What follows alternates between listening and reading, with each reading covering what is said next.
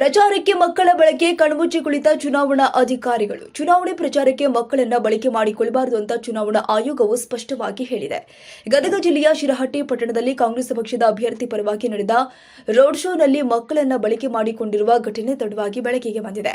ಮಕ್ಕಳ ಕೈಯಲ್ಲಿ ಪಕ್ಷದ ಚಿಹ್ನೆ ಇರುವ ಬಾವುಟ, ಟೋಪಿ, ವಸ್ತ್ರಗಳು ಕಂಡು ಬರ್ತಾ ಇದ್ದು, ರೋಡ್ ಶೋನಲ್ಲಿ ಚುನಾವಣಾ ಅಧಿಕಾರಿಗಳು, ಪೊಲೀಸ್ ಇಲಾಖಾ ಅಧಿಕಾರಿಗಳು ಇದ್ರೂ ಕೂಡ ಯಾವುದೇ ರೀತಿಯ ಕ್ರಮಗಳನ್ನು ಕೈಗೊಳ್ಳದೇ ಇರೋದು ಸಾರ್ವಜನಿಕರ ಅನುಮಾನಕ್ಕೆ ಕಾರಣವಾಗಿದೆ.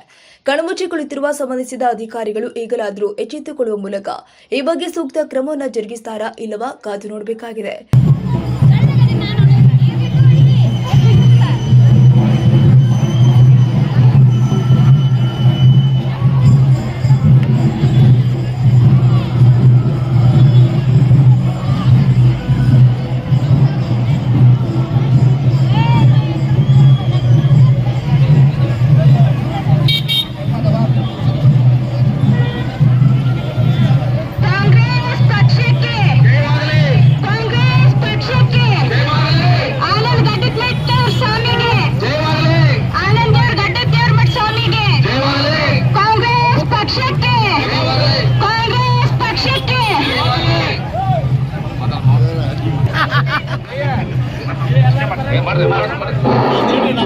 ಕಾಂಗ್ರೆಸ್